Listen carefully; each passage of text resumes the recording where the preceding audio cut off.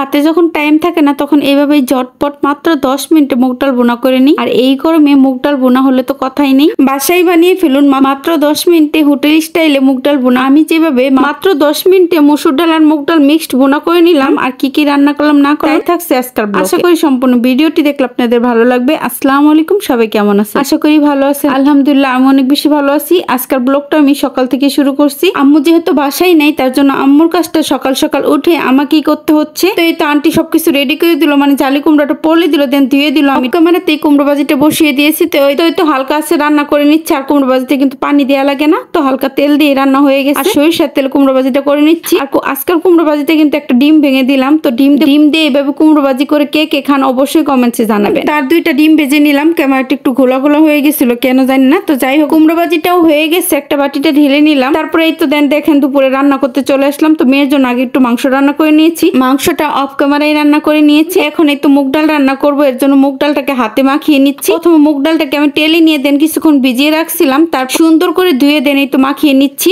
আর হ্যাঁ, মুগ ডালের সাথে কিন্তু কিছু মুসু কালাই দিচ্ছি। এই দুটো মিক্সড করে আজকে ভুনা করবো এট ফার্স্ট। আর খেতে এত বেশি মজা, তো এভাবে ভুনা করলে কিন্তু অনেক বেশি মজা হয়। আমি হাতে মেখে করে দিচ্ছি, সব মশলা দিয়ে দিলাম, সব ধরনের মশলা দিয়ে মেখে দিলাম। প্রথমে পেঁয়াজ কুচি আর মরিচ ফালি দিয়ে দিলাম, তারপর আদা রসুন জিরা আর গরম মশলা গুঁড়ো দিয়ে হলুদের গুঁড়ো মরিচ গুঁড়ো লবণ দিয়ে সুন্দর করে মেখে দিলাম। তো মাখার পরে কিন্তু আমি পরিমাণ মতো পানি দিয়ে দিলাম, আপনার স্ক্রিনে দেখতে পাচ্ছেন অবশ্যই। তো যাই হোক কিছুক্ষণ রান্না করে নিব। আর এটা রান্না করতে কিন্তু বেশিক্ষণ টাইম লাগে না, জাস্ট 10 মিনিটে বেশি টাইম লাগে না কিন্তু। তো যাই হোক আপনারা কিন্তু খুব সহজে এইভাবে মাত্র 10 মিনিটে রান্না করে নিতে পারেন। যখন সময় থাকে না, হাতে সময় না থাকবে তখন এইভাবে রান্না করে নিবেন। পরোটা কিংবা ভাতের সাথে এটা খুব মজা করে খাওয়া যায়, যেহেতু মুগ ডাল খেতে অনেক বেশি মজা হয়। আর মুসুর কালাই এইভাবে বোনা করলে অনেক বেশি মজা হয়। যে কোনো ডাল এইভাবে বোনা করতে পারবেন, অনেক বেশি মজা। যাই হোক এই তো দেখেন পানিটা শুকিয়ে আসলে জাস্ট আমি বাগার দিয়ে দিচ্ছি, যেহেতু আমি মাখিয়ে দিছিলাম। তো এখন বাগার দিয়ে দিই। কড়াই একটু সামান্য তেল দিয়ে জিরা তেজপাতা দিয়ে দেন, এর ভিতরে একটা রসুন আর 2টা পেঁয়াজ কুচি দিয়ে দেন। এই তো বাগার দিয়ে দিলাম। বাগারটা যখন কালার হয়ে যাবে, মানে বাগারে যখন কালার আসবে তখন বাগারটা দিয়ে দিলাম। আর হ্যাঁ, ধনেপাতা যেহেতু দেওয়া মনে ছিল তার জন্য আমি বাগারে একটু টেলে নিয়েছি ধনেপাতাটা। যাই হোক এখন বাগার দিয়ে দিলাম। এই তো বাগার এখন এটা ঢেলে দিলাম, ডাউলটা জাস্ট ঢেলে দিলাম। ডাউলটাকে আর 2-1 মিনিট রান্না করে নিব। রান্না করবো আর এই ফাঁকে কিন্তু আমি একটু জিরার গুঁড়া করে নিব, তার জন্য জিরাটাকে টেলে নিচ্ছি। টেলে দেন এটা জিরার গুঁড়া দিব আর কি। তো জিরার গুঁড়াটা শেষ হয়ে গেছে।